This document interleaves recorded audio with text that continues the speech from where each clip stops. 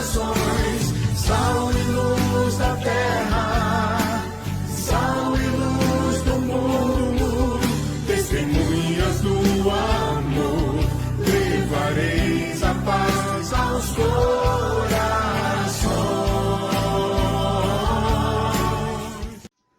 Paz de Jesus, irmãos e irmãs, sou Fábio André, coordenador arquidiocesano do Ministério de Fé e Política da RCC de Salvador. Dando continuidade à nossa série 5 minutos de doutrina social com o Ministério de Fé e Política, hoje nós vamos abordar a questão de número 246 do DOCAT.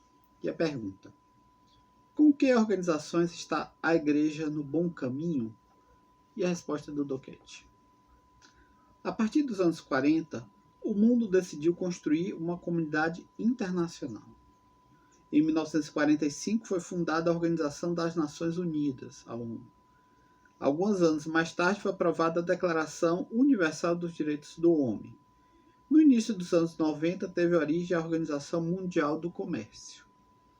Muitas outras organizações, mais ou menos fortemente ligadas com o sistema das Nações Unidas, procuram resolver os problemas globais. A Igreja vê estas organizações em geral como passos na verdadeira direção de um governo global. E aí é importante a gente pegar o que o DOCAT coloca como essa definição de governo global. Designa os processos políticos no âmbito internacional para resolver problemas que dizem respeito a todo o mundo e que só em parte surgiram devido à globalização. Para este fim, devem ser formadas estruturas e organizações que sejam encarregadas da resolução dos problemas. No entanto, no conceito de governo global, não há nenhum governo mundial. Caso um dos estados permanece um estado independente, cada um dos estados permanece um estado independente. Então, primeiro acho que é importante a gente diferenciar bem essa questão de governo global e governo mundial, né, que o DOCAT faz essa distinção aqui.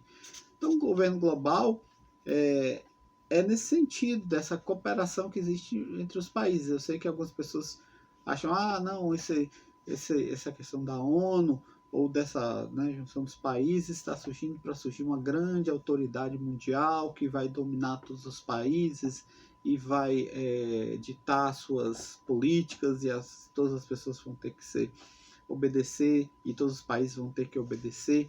Essa forma dessa nova política global e todos vão estar submetidos a isso.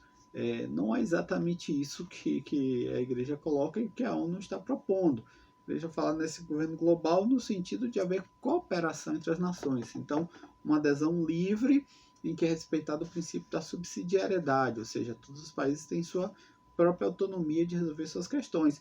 Mas, como a gente esteve falando aqui muito, tem algumas questões que são importantes que sejam resolvidas globalmente. Tem questões que não tem que ser resolvidas por todos os países. A gente já deu diversos exemplos, né? Eu pego o exemplo aquele famoso exemplo do barco, em que se tiver furado de um lado, não adianta dizer, o furo não é do meu lado, né? O furo é do lado dos outros.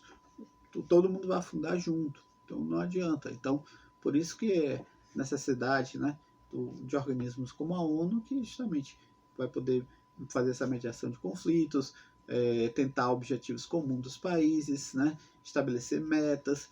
A gente tem dentro da ONU a FAO, que cuida da questão da alimentação, da agricultura, estabelecendo metas para reduzir a fome ou mesmo extinguir a fome do mundo, porque no mundo ainda existem milhões de pessoas que passam fome, e essa altura do campeonato, com a produção de alimentos que nós temos, é uma coisa que realmente não é admissível.